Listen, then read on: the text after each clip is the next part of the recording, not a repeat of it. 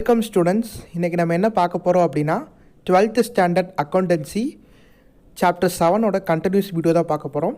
இதுக்கு முன்னாடி வீடியோவில் பார்த்தீங்கன்னா நான் உங்களுக்கு வந்துட்டு இல்லஸ்ட்ரேஷன் 7 வரையும் கரெக்டாக எக்ஸ்பிளைன் பண்ணியிருந்தேன். இப்போ இல்லஸ்ட்ரேஷன் 8 நம்ம பார்க்க போகிறோம். ஸோ இல்லஸ்ட்ரேஷன் 8லேருந்து நமக்கு என்ன கான்செப்ட் ஸ்டார்ட் ஆகுது அப்படின்னா ஃபார் ஃபீச்சர் ஆஃப் ஷேர்ஸ் தான் ஸ்டார்ட் ஆகுது. ஸோ வாங்க இதை கிளியராக அப்டேட் பண்ணுவோம். ஸோ இதுக்கு முன்னாடி வீடியோ பார்க்காதவங்க கண்டிப்பாக பார்த்துக்கோங்க. அதை பார்த்துட்டு இதை பார்த்தீங்க அப்படின்னா உங்களுக்கு ஈஸியாக புரியும். இந்த வீடியோ ஸ்டார்ட் பண்ணுறதுக்கு முன்னாடி நான் ஒன்று சொல்லிட்டேன். இந்த சாப்டர் ரொம்ப முக்கியம் அப்படிங்கிறது பார்த்தீங்கன்னா ஜேர்னல் என்ட்ரிஸ் மட்டும் தான். ஸோ ஜேர்னல் என்ட்ரிஸை நீங்கள் கரெக்டாக ஞாபகம் வச்சுக்கோங்க. 2-3 தடவை பார்த்து கூட எழுதுங்க. எழுதிட்டு அதுக்கப்புறம் நீங்கள் பார்க்காம எழுதி பாருங்கள், கண்டிப்பாக புரியும். ஓகே, இப்போ ஃபோர் ஃபீச்சர் ஆஃப் ஷேர்ஸ் அப்படின்னா என்ன அப்படிங்கிறத நான் சொல்கிறேன். இப்போ ஷேர் ஹோல்டர்ஸ் தான் வந்துட்டு என்ன பண்ணுவாங்கன்னா வந்துட்டு ஷேர்லாம் வாங்குவாங்க, சரிங்களா? அந்த ஷேரை வாங்குறவங்களுக்கான பேர் தான் நம்ம என்னென்னு சொல்கிறோம், ஷேர் ஹோல்டர் அப்படின்னு சொல்கிறோம். ஸோ அந்த ஷேர் ஹோல்டர் எப்படி அமௌண்ட்டை பே பண்ணுவாங்க உங்களுக்கே தெரியும். அப்ளிகேஷன், அலாட்மெண்ட், கால் மணி அப்படின்னு சொல்லிட்டு அமௌண்ட்டை பே பண்ணுவாங்க, சரிங்களா? இப்போ ஒரு சில ஷேர் ஹோல்டர் பார்த்தீங்க அப்படின்னா அப்ளிகேஷன் மணியை பே பண்ணிடுவாங்க. ஆனால் அலாட்மெண்ட் மணியோ இல்லாட்டி கால் மணியோ என்ன பண்ணிடுவாங்க, டிஃபால்ட்டாக விட்டுருவாங்க. எதுக்கு? ஃபார் மேக்கிங் பேமெண்ட் மேக் பண்ணாமல், அதாவது பேமெண்ட் மேக் பண்ணாமல் விட்டுருவாங்க. அப்படி பே பண்ணாமல் இருந்தாங்க அப்படின்னா த ஷேர் மேபி ஃபோர்ஃபீட்டட். அந்த ஷேர் என்ன பண்ணுவாங்க, ஃபோர்ஃபீட் பண்ணுறதுக்கான வாய்ப்புகள் இருக்குது அப்படின்னு சொல்லுவாங்க. அது யார் ஃபோர்ஃபீட் பண்ணுவாங்க அப்படின்னா அந்த கம்பெனியோட டைரக்டர் வந்துட்டு என்ன பண்ணுவார்னா ஃபோர்ஃபீட் பண்ணுவார். ஸோ இப்போ ஒருத்தருக்கு வந்துட்டு 10 ஷேர் நம்ம கொடுக்குறோன்னு வச்சுக்கோங்க. அவர் வந்துட்டு அப்ளிகேஷன் மணி பே பண்ணிவிட்டு அலாட்மெண்ட் மணியும் பே பண்ணிவிட்டு கால் மணி பே பண்ணாமல் இருந்தால் கூட ஃபோர்ஃபீட் பண்ணலாம். இல்லை அப்ளிகேஷன் மணி மட்டும்தான் பே பண்ணியிருக்காரு, அலாட்மெண்ட்டும் பே பண்ணலை, கால் மணியும் பே பண்ணலாம் அப்படின்னா அது என்ன பண்ணுவாங்க, ஃபோர்ஃபீட் பண்ணுவாங்க. தமிழை சொல்லணும் அப்படின்னா உறுப்பிழப்பு செய்தல். என்னது? உறுப்பிழப்பு செய்தல். அந்த பங்கை வந்து என்ன பண்ணுவாங்கன்னா வந்து ஃபோர்ஃபீட் பண்ணி அதை தடை பண்ணிடுவாங்க, சரிங்களா? ஸோ அப்படி ஃபோர்ஃபீட் பண்ணிட்டாங்க அப்படின்னா அந்த ஷேர் ஹோல்டர் பார்த்தீங்கன்னா ஃபோர்ஃபீட் பண்ணதுக்கப்புறம் அவர் ஷேர் ஹோல்டராகவே இருக்க மாட்டார் அந்த கம்பெனிக்கு, சரிங்களா? ஓகே, அடுத்து வந்துட்டு பார்த்தீங்கன்னா இப்போ அவர் பே பண்ணியிருப்பார். இப்போ அவர் அப்ளிகேஷன் மணி பே பண்ணியிருப்பார், ஆனால் அலாட்மெண்ட் மணி பே பண்ணலை, கால் மணி பே பண்ணலைன்னா அந்த அப்ளிகேஷன் மணியை ரிட்டர்ன் தரமாட்டாங்க. யார் தரமாட்டாங்க? அந்த கம்பெனி வந்துட்டு திரும்பி அந்த ஷேர் ஹோல்டருக்கு தராது. ஸோ அவர் பே பண்ணது பார்த்தீங்கன்னா கம்பெனிக்கு ஒரு கெயின். என்னது? கெயின். அது வந்துட்டு ப்ராஃபிட். அவருக்கு ஒரு கம்பெனிக்கு ஒரு இன்கம் அப்படின்னு சொல்லலாம், சரிங்களா? இதுதான் வந்துட்டு ஃபோர் ஃபீச்சர் ஆஃப் ஷேரோடைய மீனிங். ஸோ இதை மட்டும் ஞாபகம் வச்சுக்கோங்க. ஸோ சிம்பிளாக ஞாபகம் வச்சுக்கிறதுக்கு என்ன பண்ணுறீங்கன்னா அலாட்மெண்ட் மணியோ இல்லாட்டி கால் மணியோ பே பண்ணாமல் தவறிட்டார் அப்படின்னா இந்த டேரக்டர் என்ன பண்ணுவார், ஃபோர்ஃபீட் பண்ணுவார். அவ்வளோதான். ஓகே, சரி. இதுக்கான ஜேர்னல் என்ட்ரி நமக்கு கொடுத்துருக்காங்க. So the following journal entries is to be passed in the book of the company அப்படின்னு சொல்லி கொடுத்துருக்காங்க. ஸோ இந்த ஜேர்னல் என்ட்ரிஸை நீங்கள் கிளியராக பாருங்கள். இதில் டெபிட் சைடு இருக்குது என்ன அப்படின்னா equity share capital account Dettol.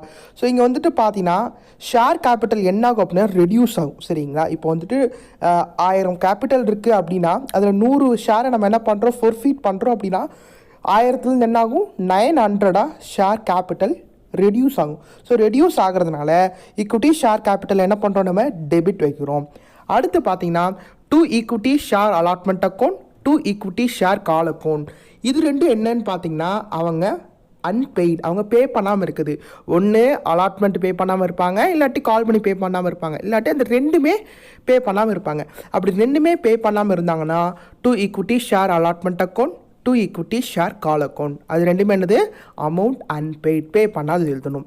To four feature share அப்படின்னு என்னென்னா வந்துட்டு அவர் அமௌண்ட்டு பே பண்ணது. அப்போ எவ்வளோ பே பண்ணியிருப்பார்? இப்போ ஃபார் எக்ஸாம்பிள் கால்டப் வந்துட்டு 10ன்னு வச்சுக்கலாம், சரிங்களா? இப்போது அலாட்மெண்ட்டுக்கு 2 ரூபாய், கால் மணிக்கு 2 ரூபாய். ஸோ 4 ரூபாய் என்ன பண்ணலை, அவர் பே பண்ணலை. அப்போ 10ல் 4 போச்சுன்னா எவ்வளோ, 6 ருபீஸ் என்ன பண்ணியிருப்பார், அமௌண்ட் ஸோ ஃபார் பெய்டு. அப்போ 6 ரூபாய் அமௌண்ட்டு பே பண்ணியிருப்பார். இதுதான் இதுக்கான ஜேர்னல் என்ட்ரி. கிளியராக நோட் பண்ணிக்கோங்க. ஜேர்னல் என்ட்ரியில் மாற்றமே இருக்காது.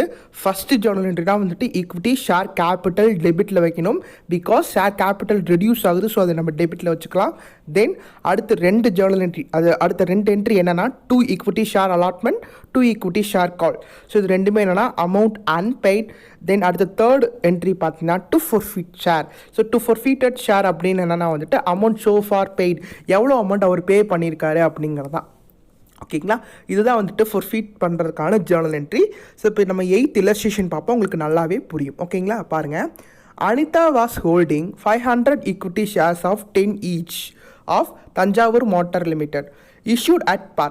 She paid 3 on application, 5 on allotment, but could not pay the first and final call of 2. கிளியராக புரிஞ்சுக்கோங்க ஸ்டூடெண்ட்ஸ். அனிதாங்கிறவங்க வந்துட்டு ஒரு ஷேர் ஹோல்டர், சரிங்களா? அவங்க வந்துட்டு பார்த்தீங்கன்னா அப்ளிகேஷனுக்கு 3 rupees பே பண்ணிட்டாங்க, அலாட்மெண்ட்டுக்கு 5 rupees பே பண்ணிட்டாங்க, but could not pay the first and final call of ₹2. So first and final call மட்டும் அவங்க பே பண்ணலை, சரிங்களா? The director forfeited the share for non-payment of call money, give the journal entry for forfeit of shares அப்படின்னு சொல்லி கொடுத்துறாங்க. So இப்போ first என்ன பண்ணணும்னா ஈக்விட்டி ஷேர் கேபிட்டல் அக்கௌண்ட்டுன்னு போட்டுட்டு 500 into 10. ஸோ 10 அப்படிங்கிறது என்ன தான் வந்துட்டு ஓவரால் ஷேர், அதாவது கால்ட் அப், ஓகேங்களா? 10ங்கிறது கால்ட் அப். ஓகே, தென் பாருங்கள், to equity share call, to equity. So 10ங்கிறது பார்த்தீங்கன்னா ஈச் அமௌண்ட்டுப்பா, சரிங்களா? 500 equity share of 10 each. So 10ங்கிறது நமக்கு ப்ரைஸ், சரிங்களா? So to equity share call அப்படிங்கிறது என்னென்னா நமக்கு பே பண்ணாதது, அன்பெய்டு. பாருங்கள் இதில் என்ன சொல்லியிருக்காங்க, but could not pay the first and final கால் ₹2. அப்போ ₹2க்கான ஃபர்ஸ்ட் அண்ட் ஃபைனல் கால் பே பண்ணலை. ஸோ அப்போ 500 into 2 போட்டிங்கன்னா அது ஒரு 1000. அப்போ எவ்வளோ அவங்க பே பண்ணியிருப்பாங்க? 10ல் 2 போச்சுன்னா ₹8 அவங்க பே பண்ணிட்டாங்க. என்னென்ன பே பண்ணிட்டாங்க? அப்ளிகேஷனுக்கு 3 rupees பே பண்ணியிருக்காங்க, அலாட்மெண்ட்டுக்கு 5 rupees பே பண்ணியிருக்காங்க. ஸோ அதுதான் ஃபோர்ஃபீச்சர் ஷேரில் வரும். ஸோ எதுக்காக இப்போ ஃபோர்ஃபீச்சர் ஷேரை நம்ம கிரெடிட்டில் போடுறோம் அப்படின்னா, அவர் பே பண்ண அமௌண்ட்டை நம்ம திரும்பி ரிட்டர்ன் பண்ண மாட்டோம். ஸோ அது கம்பெனிக்கு ஒரு கெயின். ஸோ அதனால் நம்ம என்ன பண்ணுறோம்? கிரெடிட் பண்ணுறோம், ஓகேங்களா? இது அதுக்கான ஜர்னல் என்ட்ரி.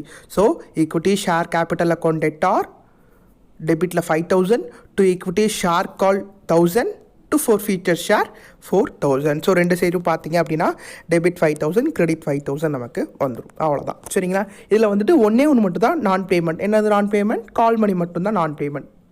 ஸோ இப்போ 9th சம்பளம் பார்த்தீங்கன்னா 2 இது நான் பேமெண்ட்டாக இருக்கும். அது என்னங்கிறத பார்ப்போமா? வாங்க.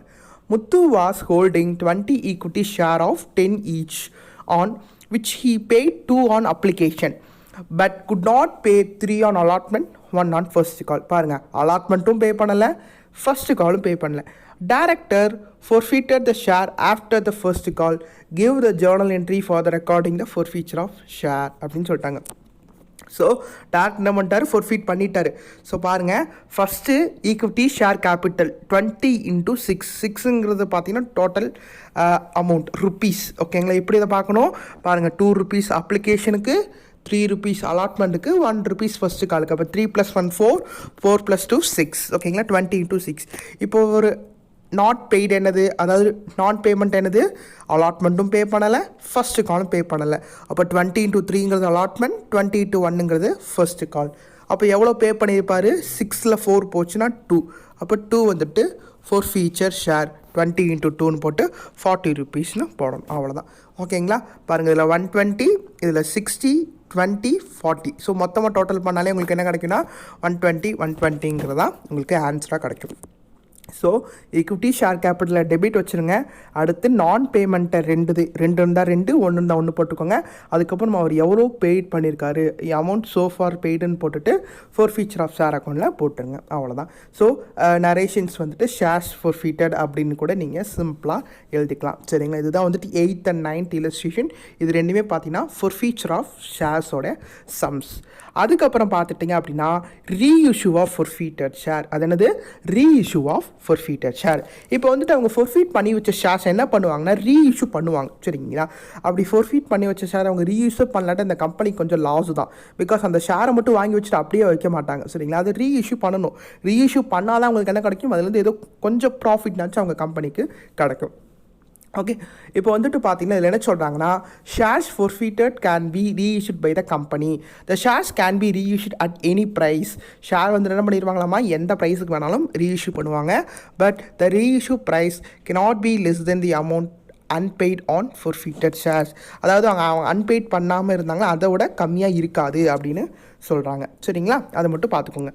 cannot be less than the amount unpaid அப்படின்னு சொல்லியிருக்காங்க. ஓகே, இப்போ இதோடைய ஜேர்னல் என்ட்ரிஸ் நமக்கு கொடுத்துருக்காங்க. நான் சம்ஸு உங்களுக்கு சொல்லும்போது நான் கிளியராக உங்களுக்கு அப்டேட் பண்ணுறேன் பாருங்கள். அப்புறம் வந்துட்டு இந்த ஃபார்முலா நமக்கு ரொம்பவே முக்கியம். இந்த ஃபார்முலா வந்துட்டு என்னென்னா ஃபோர்ஃபீட் பண்ணதை ஃபோர்ஃபீட் பண்ணிவிட்டு அதை ரீஇஷ்யூ பண்ணும்போது போடணும். சரிங்களா? ஒன்று கிளியராக புரிஞ்சுக்கோங்க. இப்போ 100 ஷேர்ஸ் வந்துட்டு ரீஇஷ்யூ பண்ணியிருக்காங்கன்னு வச்சுக்கோங்க. அப்போ 100 தான் ஃபோர்ஃபீட் பண்ணியிருப்பாங்க. அப்போ உங்களுக்கு பிரச்சனை இல்லை. இப்போ 100 ஷேர் ஃபோர்ஃபீட் பண்ணிவிட்டு அதில் 50 மட்டும்தான் ரீஇஷ்யூ பண்ணுறாங்க அப்படின்னா இந்த ஃபார்முலா உங்களுக்கு ரொம்ப ரொம்ப முக்கியம். சரிங்களா? இப்போ 100 ஃபோர்ஃபீட் பண்ணிவிட்டு அதில் 100மே ரீஇஷ்யூ பண்ணுறாங்கன்னா இந்த ஃபார்முலா உங்களுக்கு தேவைப்படாது. சரிங்களா? 100 ரீஇஷ்யூ பண்ணுறாங்க, 100 ஃபோர்ஃபீட் பண்ணிவிட்டு 50 மட்டும்தான் ரீஇஷ்யூ பண்ணுறாங்க அப்படின்னா இந்த ஃபார்முலா உங்களுக்கு முக்கியமாக தேவைப்படும். அதனால் இதை மார்க் பண்ணி வச்சுக்கோங்க. ஓகே, சரி. இப்போ நம்ம 10th சம் பாருங்கள். அனு company forfeited 200 equity shares of 10 each issued at par held by Thiyagu for நான் பேமெண்ட் ஆஃப் ஃபைனல் கால். அதாவது வந்துட்டு என்னது, ஃபைனல் கால் பே பண்ணாதனால ஃபோர்ஃபீட் பண்ணியாச்சு. சரிங்களா? Okay. The share were reissued to Lakshman at 6 rupees per share. அதாவது அடுத்து என்ன பண்ணுறாங்க, லக்ஷ்மனுக்கு ரீஇஷ்யூ பண்ணுறாங்க. ஃபஸ்ட்டு நீங்கள் என்ன பண்ணுங்கன்னா ஃபோர்ஃபீட்டுக்கு ஒரு ஜேர்னல் என்ட்ரி போடணும், அதுக்கப்புறம் ரீஇஷ்யூக்கு 2 ஜேர்னல் என்ட்ரிஸ் போடணும். மொத்தம் இப்போ 3 ஜேர்னல் என்ட்ரிஸ் நம்ம என்ன பண்ண போகிறோம், அப்ளை பண்ண போகிறோம். ஸோ ஃபஸ்ட்டு கிளியராக புரிஞ்சுக்கோங்க ஸ்டூடெண்ட்ஸ். 200 ஷேர்ஸ். சரிங்களா? அதில் வந்துட்டு ஃபைனல் கால் 3 பே பண்ணாமல் என்ன இருக்குது, ஃபோர்ஃபீட் பண்ணியிருக்காங்க. ஸோ ஈக்விட்டி ஷேர் கேபிட்டலில் 200 × 10ன்னு போட்டுக்கோங்க. ஏன்னா ஈச் வந்து 10 rupees தான். அப்போ எவ்வளோ அவங்க பே பண்ணலை, 3 rupees அவங்க பே பண்ணலை. ஸோ அப்போ அதுதான் நான் பேமெண்ட். இப்போ to equity share call or share final கால்னு போட்டு 200 × 3ன்னு போட்டுக்கோங்க. இப்போ 10ல் 3 போச்சுன்னா எவ்வளோ, பேலன்ஸ் 7. அந்த 7 rupees தான் அவங்க amount so for paid. So அது டு ஃபோர்ஃபீட்டட் ஷேரில் 200 × 7 போட்டு முடிச்சுக்கோங்க. ஓகேங்களா? இது சிம்பிள், அவ்வளோதான். ஸோ ஃபஸ்ட்டு வந்துட்டு ஈக்விட்டி ஷேர் கேபிட்டல், அதுக்கப்புறம் அவர் எவ்வளோ பே பண்ணலை, அப்புறம் எவ்வளோ பே பண்ணார ஃபோர்ஃபீட்டட் போட்டுக்கலாம். ஓகே. இப்போ அடுத்து என்னன்னா அது ரீஇஷ்யூ பண்ணுறாங்க. இப்போது 200 ஷேர்ஸ் பாருங்கள், த ஷேர்ஸ் வேர் ரீஇஷ்யூடு. எல்லா ஷேர்ஸுமே த ஷேர்ஸ் வேர்னா அந்த 200 ஷேர்ஸுமே ரீஇஷ்யூ பண்ணுறாங்க. யாருக்கு பண்ணுறாங்க, லக்ஷ்மனுக்கு பண்ணுறாங்க, 6 rupeesக்கு பண்ணுறாங்க. ஓகேங்களா? பாருங்கள், இப்போ என்ன இருக்கும், 6 rupeesக்கான அமௌண்ட் எனக்கு என்ன இருக்கும், உள்ளே வந்திருக்கும். எவ்வளோ ருபீஸ், 200 × 6. ஸோ அதனால் பேங்க் அக்கௌண்ட்டை நம்ம டெபிட்டில் போட்டு 1200ன்னு போட்டுக்கணும். சரிங்களா? அடுத்து பார்த்தீங்கன்னா ஷேர் கேபிட்டல் எவ்வளோப்பா, 10 rupees தான். ஸோ 10 rupeesோட தான் நம்ம இப்போ எவ்வளோ ருபீஸ்க்கு ரீயூஸ் பண்ணியிருக்கோம், 6 rupeesக்கு பண்ணியிருக்கோம். அப்போ எவ்வளோ ருபீஸ் நமக்கு லாஸாக ரீயூஸ் பண்ணியிருக்கோம், 4 rupees வந்துட்டு லாஸாக வந்துட்டு ரீஇஷ்யூ பண்ணியிருக்கோம். அப்போ அந்த 4 rupees இங்கே என்ன வரும்னா டெபிட்டில் 200 × 4 ஃபோர்ஃபீட்டட் ஷேர் அக்கௌண்ட்டுன்னு போட்டு வரணும். ஸோ அதனால தான் இங்கே டெபிட் பண்ணுறோம். ஸோ இந்த 800 rupees வந்துட்டு லாஸில் வந்துட்டு நம்ம என்ன பண்ணியிருக்கோம், ரீஇஷ்யூ பண்ணியிருக்கோம். அவ்வளோதான். சரிங்களா? ஸோ நமக்கு அமௌண்ட் என்ன தான் உள்ளே வருது. So bank account debtor forfeited account அப்படிங்கிறது நான் வந்துட்டு நம்ம 10 each தான். ஓகேங்களா? அதை வந்துட்டு எவ்வளோ ரூபாய்க்கு ரீஇஷ்யூ பண்ணியிருக்கோம், 6 rupeesக்கு பண்ணியிருக்கோம். அப்போ 4 rupees நமக்கு லாஸ். ஸோ 200 × 4ங்கிறத நம்ம போடணும். அதுக்கப்புறம் ஷேர் கேபிட்டல் எதுக்கு இங்கே கிரெடிட் பண்ணுறோம். ஸோ இப்போ கேபிட்டலோட வேல்யூ என்ன ஆகுது, இன்க்ரீஸ் ஆகுது. ஸோ அதனால் நம்ம கிரெடிட் பண்ணி போட்டுக்கிறோம். ஸோ நரேஷன்ஸில் ஃபோர்ஃபீட்டட் ஷேர்ஸ் ரீஇஷ்யூட் அப்படின்னு போட்டுக்கோங்க. இப்போ அடுத்து 3rd ஜேர்னல் என்ட்ரி என்னென்னா வந்துட்டு நம்ம ஃபோர்ஃபீட் பண்ணி வச்சுருந்ததை கேபிட்டல் ரிசர்வ்க்கு மாற்றணும். ஓகேங்களா? இப்போ இங்கே பாருங்கள், இது வந்துட்டு ப்ராஃபிட். சரிங்களா? இந்த ஃபோர்ஃபீட்டட் ஷேர் வந்துட்டு லாஸ். ஸோ ஃபோர்ஃபீட் ஷேர் மட்டும் பாருங்கள், வேறு எதுவும் பார்க்க வேண்டாம். இப்போ இந்த ஃபோர்ஃபீட்டட் ஷேருங்கிறது நமக்கு ப்ராஃபிட், அதாவது கெயின். இது வந்துட்டு நமக்கு லாஸ். இப்போ என்ன பண்ணணும், 1400லேருந்து இந்த 800 லாஸ் என்ன பண்ணுங்கள், மைனஸ் பண்ணுங்கள். 1400லேருந்து 800 மைனஸ் பண்ணிங்கன்னா 600 rupees நமக்கு கையில் இருக்குது. ஸோ அந்த 600 rupees என்ன பண்ணுறோம், கேபிட்டல் ரிசர்வ்க்கு ட்ரான்ஸ்ஃபர் பண்ணுறோம். ஸோ அதுக்கான ஜேர்னல் என்ட்ரி தான் forfeited share account debtor to capital reserve account. So forfeited share account debtor to capital reserve account 600 போட்டுக்கலாம். ஸோ இந்த சம்மில் பார்த்தீங்கன்னா அவங்க ஃபோர்ஃபீட் பண்ணதை அப்படியே ரீஇஷ்யூ பண்ணியிருக்காங்க. ஸோ அந்த ஃபார்முலா நம்ம அப்ளை பண்ணலை. இப்போ அடுத்தடுத்து வர சம்மில் பார்த்தீங்கன்னா ஃபோர்ஃபீட் ஒன்று பண்ணியிருப்பாங்க, ரீஇஷ்யூ ஒன்று பண்ணியிருப்பாங்க. அப்போ நம்ம என்ன பண்ணணும், அந்த ஃபார்முலாவில் நம்ம அப்ளை பண்ணணும். ஸோ அதுக்காக தான் நான் வந்துட்டு அதை நோட் பண்ணி வச்சுக்கோங்க, மார்க் பண்ணி வச்சுக்கோங்கன்னு நான் சொல்லியிருந்தேன். சரிங்களா? ஸோ கரெக்டாக பார்த்துக்கோங்க. நான் திரும்பி சொல்கிற ஜேர்னல் என்ட்ரிஸ் தான் முக்கியம். ஜேர்னல் என்ட்ரிஸை வந்து மறந்துடாதீங்க. ஓகே. அடுத்து 11th சம் பாருங்கள். Marudhu limited forfeited 150 equity shares of 10 each for non-payment of final call of 4. இப்போ பாருங்கள், 150 ஷேர். ஓகேங்களா? இப்போ வந்துட்டு என்னது, ஃபைனல் கால் 4 rupees பே பண்ணாதனால ஃபோர்ஃபீட் பண்ணியிருக்காங்க. இப்போ இதுக்கான ஜேர்னல் என்ட்ரி பாருங்கள். Equity share capital 150 × 10. இதுதான் டோட்டல். ஓகேங்களா, இப்போ எவ்வளோ அவங்க பே பண்ணலை, நான் பேமெண்ட் என்ன, கால் மணி மட்டும் பே பண்ணலை. To equity share final call, to equity share final காலில் 150 × 4 தான் அவங்க பே பண்ணலை. அப்போ எவ்வளோ பே பண்ணியிருப்பாங்க, 10 - 4 எவ்வளோ, 6. இப்போ 6 வந்துட்டு அவர் பே பண்ணிட்டாரு. டு ஃபோர்ஃபீச்சர் ஆஃப் ஷேர் அக்கௌண்ட் கிரெடிட்டில் போட்டுருங்க. அவ்வளோதான். இது வந்துட்டு என்னது, நமக்கு ஃபோர்ஃபீச்சர். இந்த ஜான் வந்துட்டு உங்களுக்கு மாற்றம் வராது. அடுத்து என்னன்னு பாருங்கள், of these 100 shares were reissued. அதில் என்ன பண்ணியிருக்காங்களாமா, 100 ஷேர் மட்டும் தான் ரீஇஷ்யூ பண்ணுறாங்க. அப்போ 150 ஷேர் ஃபோர்ஃபீட் பண்ணி 100 ஷேர் தான் ரீஇஷ்யூ பண்ணுறாங்க. அப்போ மீதி 50 ஷேரை வந்துட்டு டேரக்டர் ஹோல்ட் பண்ணி வச்சுட்டார்.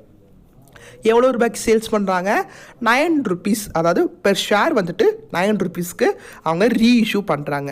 ஓகே, இப்போ செகண்ட் ஜர்னல் என்ட்ரி பாருங்கள். இப்போ என்ன ஆகும், 9 rupeesக்கான அமௌண்ட் எனக்கு உள்ளே வரும். எவ்வளோ ஷேர் பண்ண விற்கிறாங்க, 100 தான். 100 × 9, 100 × 9னா 900 அமௌண்ட் எனக்கு உள்ளே வருது. எவ்வளோ ருபீஸ் லாஸு, 10 rupeesக்கானதை 9 rupeesக்கு சேல்ஸ் பண்ணுறோம். அப்போ 1 rupees எனக்கு என்னென்னா லாஸ். ஸோ அதுதான் ஃபோர்ஃபீட்டர் ஷேர் அக்கௌண்ட் வந்துட்டு 100 × 1 வந்துட்டு 100ன்னு போட்டுக்கிறோம். டோட்டலாக ஈக்விட்டி ஷேர் கேபிட்டல் வந்துட்டு 100 × 10 1000 அப்படின்னு போடுறோம். ஓகேவா, அவ்வளோதான், சிம்பிள். ஓகே, அடுத்து பார்த்தீங்கன்னா இதைத்தான் நம்ம என்ன பண்ண போகிறோம், இப்போ கேபிட்டல் ரிசர்வ்க்கு சேஞ்ச் பண்ணணும். இப்போ நீங்கள் இதுக்கு முன்னாடி சிம்மில் பண்ணுனீங்க, என்ன பண்ணுனீங்க, இந்த 900ல் இங்கே இருக்கிற 100 மைனஸ் பண்ணி 800ன்னு போட்டுடலாம் அப்படின்னு நினச்சிடாதீங்க. அது வந்து தப்பு.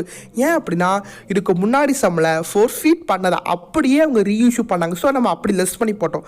ஆனால் இந்த சம்மில் 150 மட்டும்தான் ஃபோர்ஃபீட் பண்ணியிருக்காங்க. பட் ரீஇஷ்யூ பண்ணது எவ்வளோ பண்ணுறாங்க, 100 தான் பண்ணுறாங்க. அப்போ என்னாகும், உங்களுக்கு கணக்கு மாறும். அதுக்கு தான் நான் என்ன சொன்னேன், இந்த ஃபார்முலாவை நீங்கள் படிக்கணும் அப்படின்னு சொன்னேன். பாருங்கள், ஸோ இது என்னென்னா, ஃபஸ்ட்டு 900 அப்படிங்கிறது என்னென்னா வந்துட்டு ஃபோர்ஃபீட் அமௌண்ட்டு, எவ்வளோ நம்ம ஃபோர்ஃபீட் பண்ணியிருக்கோம் அப்படிங்கிற அமௌண்ட்டு பை, சரிங்களா. அடுத்து பார்த்திங்கன்னா எவ்வளோ நம்ம ரீஇஷ்யூ பண்ண போகிறோம். இங்கே பாருங்கள், உங்களுக்கு அந்த ஃபார்முலா உங்களுக்கு கிளியராக புரியும்னு நினைக்கிறேன். உங்களுக்கு இதில் எக்ஸ்பிளைன் பண்ணுறேன் பாருங்கள். So total amount of forfeited, total amount எவ்வளோ, 900 வந்துட்டு amount, total amount of forfeited. Total number of share forfeited எவ்வளோ, number of shares 150 shares into number of shares reissued, எவ்வளோ ஷேர் ரீஇஷ்யூ பண்ணியிருக்கோம், 100 வந்துட்டு ரீஇஷ்யூ பண்ணியிருக்கோம். அப்போ 900ங்கிறது டோட்டல் அமௌண்ட்டு, ஃபோர்ஃபீட் பண்ணதுக்கான அமௌண்ட்டு. அடுத்து பார்த்தீங்கன்னா கீழே பைங்கிறது என்னன்னா வந்துட்டு டோட்டல் நம்பர் ஆஃப் ஷேர், எவ்வளோ ஷேர் ஃபோர்ஃபீட் பண்ணியிருக்கோங்கிறது. அடுத்து எவ்வளோ வந்துட்டு நம்ம ரீஇஷ்யூ பண்ணியிருக்கோங்கிறது. அதை நம்ம சிம்பிளிஃபை பண்ணினீங்க அப்படின்னா உங்களுக்கு எவ்வளோ கிடைக்குன்னா 600 கிடைக்கும். அந்த 600 கூட நம்ம என்ன பண்ணோம்னா, இங்கே லாஸ் இருக்குல்ல, இந்த 100 என்ன பண்ணணும், மைனஸ் பண்ணணும். மைனஸ் பண்ணால் 500. ஸோ 500 தான் வந்துட்டு கேபிட்டல் ரிசர்வுக்கு மாற்றணும். ஓகேங்களா, இது வந்துட்டு இப்படி போடுறது. இது இல்லாமல் இன்னொரு மெத்தட் ஒன்று இருக்குது. இது வந்துட்டு ஒரு ஜென்ரலான மெத்தட். ஓகேங்களா, இது இப்போ பாருங்கள். இப்போ இங்கே 900 இருக்குது. இந்த 900 எப்படி, எந்த இது கூட இருக்குது, 150 ஷேருக்கு இருக்குது. இப்போ நீங்கள் என்ன பண்ணணும், எவ்வளோ ரீஇஷ்யூ பண்ணியிருக்கோம், 100 ஷேர் தான் ரீஇஷ்யூ பண்ணியிருக்கோம். அப்போது இங்கே 100 × 6ன்னு போடுங்க. எவ்வளோக்கு ரீஇஷ்யூ பண்ணியிருக்கோமோ அந்த ஷேர் இங்கே போடுங்க. 100 × 6 எவ்வளோ, 600. இப்போ லாஸ் எவ்வளோ, 100. அப்போது 600ல் 100 போச்சுன்னா 500 கேபிட்டல் ரிசர்வுக்கு மாற்றோம். இப்படி கூட நீங்கள் போடலாம். சரிங்களா, இப்போ நான் இப்போ சொன்ன இந்த லாஸ்ட்டு சொன்னது உங்களுக்கு புரியல அப்படின்னா கண்டிப்பாக கமெண்ட் பண்ணுங்கள், நான் உங்களுக்கு சொல்லித்தரேன். சரிங்களா, ஸோ இங்கே 150 இருக்குப்பா, இங்கே 150 இருக்குது. 150 தான் வந்துட்டு அவங்களுடைய ஃபோர்ஃபீட் பண்ணியிருக்காங்க. ஆனால் ரீஇஷ்யூ பண்ணும்போது 100 தான் பண்ணியிருக்காங்க. அப்போ 150 × 6 இருக்க இடத்துல 100 × 6ன்னு நீங்கள் போட்டிங்கன்னா 600 வரும். அந்த 600 கூட இங்கே லாஸ் ஆன் ரீஇஷ்யூஸ் 100 இருக்குது. அந்த 100 மைனஸ் பண்ணிங்கன்னா 500 rupees உங்களுக்கு கேபிட்டல் ரிசர்வுக்கு மாற்றணும். ஸோ அதுதான் வந்துட்டு கெயின் அப்படிங்கிறது நம்ம இங்கே போடுறோம். அவ்வளோதான். சரிங்களா, இதுதான் வந்துட்டு 11th சம். ஸோ இந்த ஃபார்முலா அதுக்காக தான் நம்ம அப்ளை பண்ணியிருக்கோம். அடுத்து illustration 12 பாருங்கள். Gemini Limited forfeited 20 equity shares of 10 each. 7 called up. சரிங்களா, on which Magesh has paid application and allotment money of 5 per share. Of these, 15 shares were reissued to Naresh by receiving 6 per share, paid up as 7 per share. Past journal entries for forfeiture and reissue. So இதில் பார்த்தீங்கன்னா கிளியராக note பண்ணிக்கோங்க. 20 share வந்துட்டு என்ன பண்ணிட்டாங்க, forfeit பண்ணிட்டாங்க. சரிங்களா, எவ்வளோ அவங்க பே பண்ணியிருக்காங்க, 7 rupees வந்துட்டு அவங்க பே பண்ணியிருக்காங்க. சாரி 7 தான் வந்துட்டு கால்ட் அப். 7 தான் என்னது கால்ட் அப் மணி. இப்போ அதில் எவ்வளோ அவங்க பே பண்ணியிருக்காங்க அப்படின்னா அப்ளிகேஷன் மணியும் அலாட்மெண்ட் மணியும் 5 ரூபா பே பண்ணிட்டாங்க அப்படின்னு சொல்லிட்டாங்க. அப்போ எது அவங்க பே பண்ணலை? கால் மணி அவங்க பே பண்ணலை. அப்போ கால் மணி எவ்வளோ? 2 rupees தான் கால் மணி. ஓகேங்களா? அதுக்கான ஜர்னல் என்ட்ரி பாருங்கள். ஈக்விட்டி ஷேர் கேபிட்டல் வந்துட்டு 20 into 7. பே பண்ணாதது first call. So 2 equity share first call அக்கௌண்ட்டில் 20 into 2. அப்போ 7 2 போச்சுன்னா 5 வந்து பே பண்ணிட்டாங்க. அது வந்துட்டு ஃபோர்ஃபீட் பண்ணியிருக்கோம். ஓகேங்களா? இது வந்துட்டு உங்களுக்கு தெரிஞ்சதுலாம் அப்படியே அந்த ஜேர்னலில் அப்ளை பண்ணிடலாம். அடுத்து பாருங்கள், of these 15 shares were reissued. 20 shares forfeit பண்ணதில் 15 மட்டும் ரீஇஷ்யூ பண்ணியிருக்காங்க. யாருக்கு? நரேஷ்க்கு. By receiving 6 per share paid up as 7 per share. Pass journal entry. இப்போது 15 shares பாருங்கள். இப்போது 6 ரூபா தான் என்ன ஆகுதுன்னா நமக்கு ரிசீவ் ஆகுது. ஓகேங்களா? ஆனால் வந்துட்டு எவ்வளோ ருபீஸு? 7 ரூபான்னு பேசியிருக்காங்க. பட் 6 ரூபா தான் நமக்கு ரிசீவ் ஆகுது. எவ்வளோ ரிசீவ் ஆகுது? 6 ரூபா. அப்போ 15 into 6னா 90 rupees. தென் அப்போ எவ்வளோ ரூபா நமக்கு லாஸு? 1 rupee நமக்கு லாஸு. அப்போ 1 into 55 எவ்வளோ? 1 into 15. அப்புறம் 15 into 7 டோட்டலாக ஈக்விட்டி ஷேரில் 105 அப்படின்னு போடணும். ஓகேவா? உங்களுக்கு புரிஞ்சிருக்குன்னு நினைக்கிறேன். இதுக்கப்புறம் என்ன பண்ணணும்? நம்ம இந்த ஃபார்முலாவில் அப்ளை பண்ணணும். ஸோ இந்த ஃபார்முலாவில் அப்ளை பண்ணாமல் நான் சொல்லி கொடுத்த மெத்தடில் பாருங்கள். இப்போ இங்கே எனக்கு எவ்வளோ இருக்குது? 20க்கு இருக்குது. ஆனால் எனக்கு எவ்வளோக்கு தேவை? 15 ரூபாய்க்கு தான் தேவை. இப்போ 15 into 15 எவ்வளோன்னு பாருங்கள். 5 5s are 25, 2 1 5s are 5, 7 75. So இந்த 75ல் இங்கே இருக்கிற இந்த லாஸ் ஆன் ரீயூஸ் 15 மைனஸ் பண்ணணும் அப்படின்னா 60 rupees தான் நான் என்ன பண்ணணும்? ட்ரான்ஸ்ஃபர் பண்ணணும். அந்த 60 rupees தான் இங்கே மைனஸ், அதாவது ட்ரான்ஸ்ஃபர் பண்ணியிருக்கோம். Forfeited share account debtor to capital reserve அக்கௌண்ட்டுக்கு ட்ரான்ஸ்ஃபர் பண்ணியிருக்கோம். ஸோ கொஷினை கரெக்டாக அண்டர்ஸ்டாண்ட் பண்ணிவிட்டு படிச்சிங்க அப்படின்னா ஈஸியாக இருக்கும். அதை பார்த்துட்டு நீங்கள் ஆன்சர் போடுங்க. ஓகேங்களா? ஓகே, அடுத்து வந்துட்டு பார்த்தீங்கன்னா நமக்கு 13th sum. ஸோ இதோட என்ன ஆகுது அப்படின்னா வந்துட்டு இந்த சின்ன கான்செப்ட் அப்படியே முடியுது. இப்போ இந்த 13 and 14 பார்த்தீங்கன்னா நம்ம இப்போ வரையும் பார்த்தது அப்படியே ஒரு பெரிய சம்மா, அதாவது எல்லாமே என்னது? அப்ளிகேஷன் மணி, கால் மணி, அலாட்மெண்ட் எல்லாமே சேர்ந்து இருக்கிற மாதிரி இருக்கும். சரிங்களா? அதில் நான் 13 உங்களுக்கு சொல்லித்தரேன். 14 வந்துட்டு நீங்கள் பார்த்துட்டு டவுட்னா வந்துட்டு எனக்கு கண்டிப்பாக கேளுங்க. Okay, Jennifer limited issued 10,000 equity shares of 10 each at payable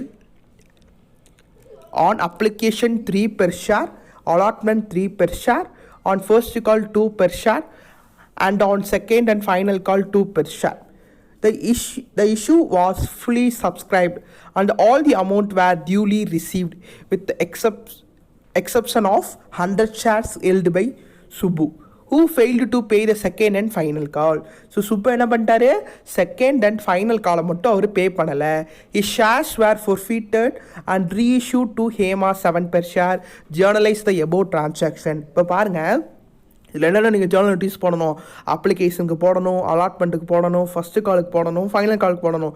இது போட்டுட்டு ஃபோர்ஃபீட்டட் போடணும். ஃபோர்ஃபீட்டட் போட்டுட்டு ஹேமாக்கு ரீஇஷ்யூ பண்ணுறதுக்கான ஜேர்னல் நோட்டீஸையும் நீங்கள் ஒர்க் அவுட் பண்ணணும். சரிங்களா? இதில் பாருங்கள், ஃபஸ்ட்டு அப்ளிகேஷன் மணி ரிசீவ் ஆகிறதுக்கான Journal entry. Bank account debtor to equity share application account. Bank account debtor to equity share application account. ஓகேங்களா? அடுத்து வந்துட்டு பார்த்தீங்கன்னா அது அப்ளிகேஷன் மணியை ட்ரான்ஸ்ஃபர் பண்ணுறோம். எங்கே ட்ரான்ஸ்ஃபர் பண்ணுறோம்? ஷேர் கேபிட்டலுக்கு ட்ரான்ஸ்ஃபர் பண்ணுறோம். அதுக்கான journal entry equity share application account debtor to equity share capital. Okay, இது எல்லாமே இந்த ஃபஸ்ட்டு வீடியோ நீங்கள் பார்த்தீங்கன்னா புரியும். ஸோ ஜஸ்ட் அந்த ஃபஸ்ட்டு வீடியோ பார்க்காதவங்க பாருங்கள். அடுத்து allotment money due. Allotment money டியூக்கான ஜேர்னல் என்ட்ரியான share allotment account debtor to share capital account. அடுத்து என்னது? அலாட்மெண்ட் மணி ரிசீவ்டுக்கான ஜேர்னல் என்ட்ரி பாருங்கள். Bank account debtor to equity share allotment account. Okay, அடுத்து first call money due. First call money டியூக்கு equity share first call account debtor to equity share capital account. Due முடிஞ்சதுக்கப்புறம் என்ன ஆகும்? Money received ஆகும். அதுதான் bank account debtor to equity first call account. So அது எவ்வளோ share into 2 அந்த மாதிரி போட்டுக்கோங்க. ஸோ எவ்வளோ அமௌண்ட் அங்கே கொடுத்துருக்காங்களோ அந்த அமௌண்ட்டு அதுக்கு நேராக போட்டுக்கோங்க. ஸோ உங்களுக்கு ஃபஸ்ட்டு கால் ரிசீவ்டு வரையும் உங்களுக்கு பிரச்சனை வராது. அடுத்து பார்த்தீங்கன்னா செகண்ட் கால் டியூக்கும் உங்களுக்கு எந்த ஒரு பிரச்சனையும் வராது. என்ன வரும்? Equity share second and final call account debtor to equity share capital account. ஓகேங்களா. இதுக்கும் உங்களுக்கு எந்த ஒரு ப்ராப்ளமும் வராது. ஸோ 10,000 into 2ன்னு போட்டுடலாம். ஆனால் ரிசீவ் ஆகும்போது என்ன ஆயிடுச்சு அப்படின்னா, ஒருத்தர் மட்டும் என்ன பண்ணிட்டாரு, 100 ஷேரை வந்துட்டு செகண்ட் அண்ட் ஃபைனல் கால் பே பண்ணாமல் விட்டுட்டாரு. அப்போது நமக்கு ரிசீவ் ஆகும்போது என்ன ரிசீவ் ஆகிருக்கும், 10,000லேருந்து 100 ஷேர்ஸ் வந்துட்டு அமௌண்ட்டு வராமல் தான் 9,900 ஷேருக்கான அமௌண்ட் மட்டும்தான் நமக்கு வரும். ஸோ அதுதான் அந்த சுப்பு சொன்னல. சுப்பு என்ன பண்ணிட்டாருன்னா 100 ஷேருக்கு second and final call amount pay பண்ணலை. அப்போ ஜேர்னல் என்ட்ரி என்னது, bank account debtor to equity share second and final call. நமக்கு எவ்வளோ அமௌண்ட் ரிசீவ் ஆயிருக்கு, 9,900 into 2 தான். அப்போ அமௌண்ட் எவ்வளோனா 19,800 19,800. ஓகேங்களா. ஸோ இங்கே வராத இந்த 100 ஷேர்ஸ் தான் என்ன பண்ணிட்டாங்க, ஃபோர்ஃபீட் பண்ணியிருக்காங்க. இப்போ அடுத்த ஜேர்னல் என்ட்ரி பார்த்தீங்கன்னா உங்களுக்கு ஃபோர்ஃபீட்டுக்கான ஜேர்னல் என்ட்ரி தான் பாருங்கள். ஸோ ஈக்விட்டி ஷேரில் 100 into 10. ஓகேங்களா. இப்போ அவர் எது பே பண்ணலை, செகண்ட் அண்ட் ஃபைனல் கால் மட்டும்தான் பே பண்ணலை. அப்போ அதுக்கான அமௌண்ட் எவ்வளோ, 100 into 2பா, 100 into 2 அதுதான் அவங்க பே பண்ணலை. அப்போ 100 into 2 எவ்வளோ, 200. ஓகேங்களா. அப்போ எவ்வளோ அவர் பே பண்ணியிருக்காரு, 8 ரூபா பே பண்ணியிருக்காரு. அப்போ 100 into 8 வந்துட்டு 800 அவர் பே பண்ணியிருக்காரு. அதனால் ஃபோர்ஃபீட்டரில் அது இவருக்கு கெயின் அப்படிங்கிறதுனால, யாருக்கு கெயின், கம்பெனிக்கு கெயினுங்கிறதுனால அதை க்ரெடிட் பண்ணுறோம். சரிங்களா. இதுக்கு அடுத்து என்ன, ரீஇஷ்யூ பண்ணுறோம். யாருக்கு ரீஇஷ்யூ பண்ணுறோம், கொஷின் பார்த்துக்கோங்க. கொஷின் வந்துட்டு ஹேமாக்கு ரீஇஷ்யூ பண்ணுறோம், 7 rupeesக்கு பண்ணுறோம். இப்போ 10 rupeesோட ஷேரை 7 rupeesக்கு பண்ணுறோம். இவருக்கும் 3 ரூபா நமக்கு லாஸாக இருக்குது. ஓகேங்களா. அது பாருங்கள். அப்போது பேங்க்கில் வந்துட்டு 100 into 7 100 into 7ங்கிறது பேங்க்கில் நமக்கு அமௌண்ட் வரும். அடுத்து ஃபோர்ஃபீட்டட் ஷேரில் 3 ரூபா நமக்கு நட்டோம். அப்போ 100 into 3 எவ்வளோ, 300 இங்கே போட்டுடலாம். மொத்தமாக ஈக்விட்டி ஷேர் கேபிட்டலில் 100 into 10ல் 1000 அப்படிங்கிறத போடணும். ஓகேங்களா. அடுத்து கேபிட்டல் ரிசர்வ்க்கு சேஞ்ச் பண்ணுறோம். இங்கே பாருங்கள், எவ்வளோ ஷேரை ஃபோர்ஃபீட் பண்ணாமோ அதே ஷேர் தான் ரீஇஷ்யூ பண்ணுறோம். ஸோ அப்போ ஃபோர்ஃபீட்டட் எவ்வளோ, ப்ராஃபிட் 800, லாஸ் 300. அப்போ 800ல் 300 போச்சுன்னா 500 கேபிட்டல் ரிசர்வ்க்கு மாற்றணும். ஸோ அதுக்கான ஜேர்னல் என்ட்ரி தான் forfeited share account debtor to capital reserve account 500 போட்டு கணக்கை முடிச்சிடணும். அவ்வளோதான். சரிங்களா. இதில் வந்துட்டு அப்ளிகேஷனுக்கு 2 ஜேர்னல் என்ட்ரி, அலாட்மெண்ட்டுக்கு 2 ஜேர்னல் என்ட்ரி, கால் மணிக்கு 2 ஜேர்னல் என்ட்ரி, அதே மாதிரி செகண்ட் காலுக்கு 2 ஜேர்னல் என்ட்ரி, ஃபோர்ஃபீட்டருக்கு 1, ரீஇஷ்யூக்கு 2. இதை வந்துட்டு நான் சொன்ன மாதிரி இந்த ஃபஸ்ட்டு இல்லஸ்ட்ரேஷன் 7 வீடியோஸ் பார்க்காதவங்க பாருங்கள். ப்ளேலிஸ்ட்டில் நான் கரெக்டாக போட்டிருக்கேன். அதுக்கப்புறம் நீங்கள் இதை பார்த்தீங்கன்னா உங்களுக்கு புரியும். சரிங்களா. இதில் ஃபோர்ஃபீச்சர் அண்ட் ரீஇஷ்யூ ரொம்பவே முக்கியமாக இருக்குது. அது வந்துட்டு உங்களுக்கு 3 மார்க் கொஷினில் கண்டிப்பாக கேட்பாங்க, பாருங்கள். ஓகேவா. அடுத்து இல்லஸ்ட்ரேஷன் 14 நமக்கு இதே மாதிரி கான்செப்ட் தான். பாருங்கள், அப்ளிகேஷனுக்கு 2 ரூபா வாங்குறாங்க, அலாட்மெண்ட்டுக்கு 4 ரூபா, ஃபஸ்ட்டு காலுக்கு 2 ரூபா, ஃபைனல் காலுக்கு 2 ரூபா. ஓகேங்களா. எவ்வளோ அப்ளிகேஷன் பண்ணி ரிசீவ் ஆகிருக்கு, 30,000க்கு ரிசீவ் ஆகிருக்கு. Application for 10,000 shares were rejected. 10,000 என்ன பண்ணிட்டாங்க, ரிஜெக்ட் பண்ணிட்டாங்க. அதுக்கப்புறம் பேலன்ஸ் இருக்குது வந்துட்டு என்ன பண்ணுறாங்க, எக்ஸஸ் அப்ளிகேஷன் பண்ணியை அலாட்மெண்ட் பண்ணி கூட அலாட் பண்ணுறாங்க, அதாவது அட்ஜஸ்ட் பண்ணுறாங்க அப்படின்னு சொல்லியிருக்காங்க. இதில் ஃபோர்ஃபீட்டட் வந்திருக்கு, ரீஇஷ்யூ வந்திருக்கு. ஸோ எல்லாமே சேர்த்து ஜேர்னல் என்ட்ரிஸ் வந்துட்டு உங்களுக்கு அழகாக இங்கே கொடுத்துருக்காங்க. ஸோ இது ஒவ்வொரு ஜேர்னல் என்ட்ரிஸ் வந்துட்டு கரெக்டாக லிசன் பண்ணி பாருங்கள். பார்த்துட்டு இந்த 14th சம்மில் ஏதாவது டவுட் இருந்துச்சு அப்படின்னா வந்துட்டு கண்டிப்பாக கேளுங்க, நான் உங்களுக்கு சொல்லித்தரேன். சரிங்களா. ஓகே. அடுத்து நம்ம கான்செப்ட் என்ன வருதுன்னா, ஷேர்ஸ் இஷ்யூட் அட் ப்ரீமியம். இந்த கான்செப்ட் வந்துட்டு பார்த்தீங்கன்னா நான் உங்களுக்கு அடுத்த வீடியோவில் உங்களுக்கு சொல்லித்தரேன். ஸோ இன்றைக்கி நம்ம என்னென்ன பார்த்துருக்கோம் அப்படின்னா 8லேருந்து 13 வரையும் பார்த்துருக்கோம். இந்த கான்செப்ட் இந்த வீடியோஸ் ஃபஸ்ட் டைம் பார்த்துட்டு உங்களுக்கு புரியல அப்படின்னா இன்னொரு தடவை கூட ப்ளே பண்ணி பாருங்கள். 2-3 தடவை பாருங்கள். பார்த்துட்டு டவுட் இருந்துச்சுன்னா கண்டிப்பாக கமெண்ட் பண்ணுங்கள், நான் உங்களுக்கு எக்ஸ்பிளைன் பண்ணுறேன்.